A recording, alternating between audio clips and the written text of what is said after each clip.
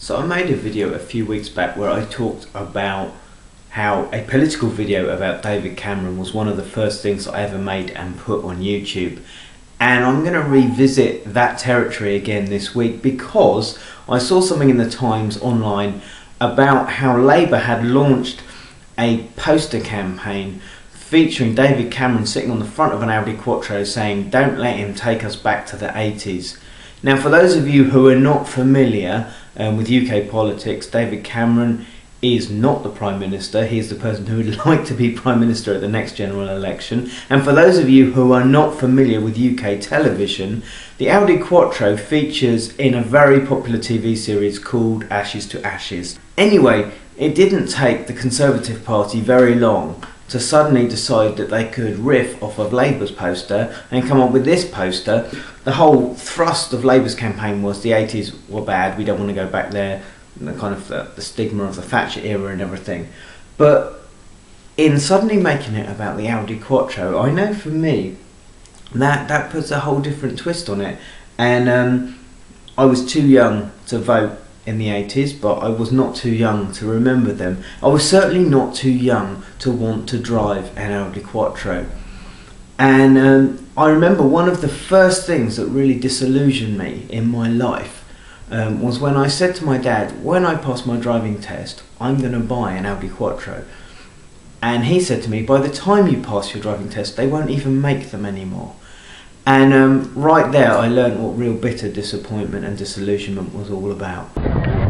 A couple of years back I went to a motor show, Goodwood Festival of Speed, down in the south of England, and as someone in their early mid 30s, what a revelation to see this.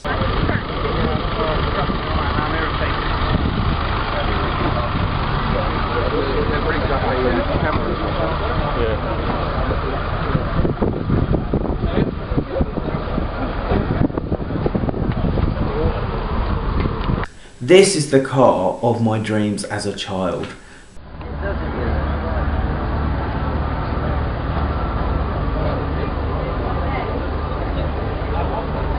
This is what the Audi Quattro was all about.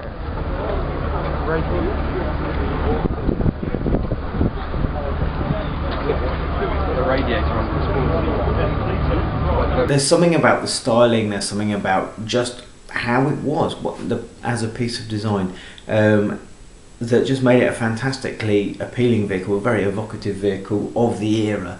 And yes, it looks dated now, but I have to say, I think I would still drive one.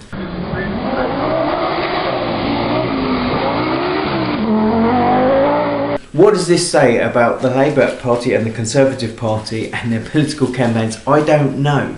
But if either one of them could come up with something as compelling, as appealing and as enduring as the Audi Quattro, then things would be looking up for Britain. So we wait and see.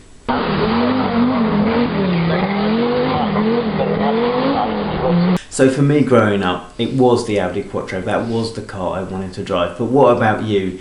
If you were a child of the 80s, if you grew up in that era and you idolised a particular vehicle, what was it? Would you still drive it now?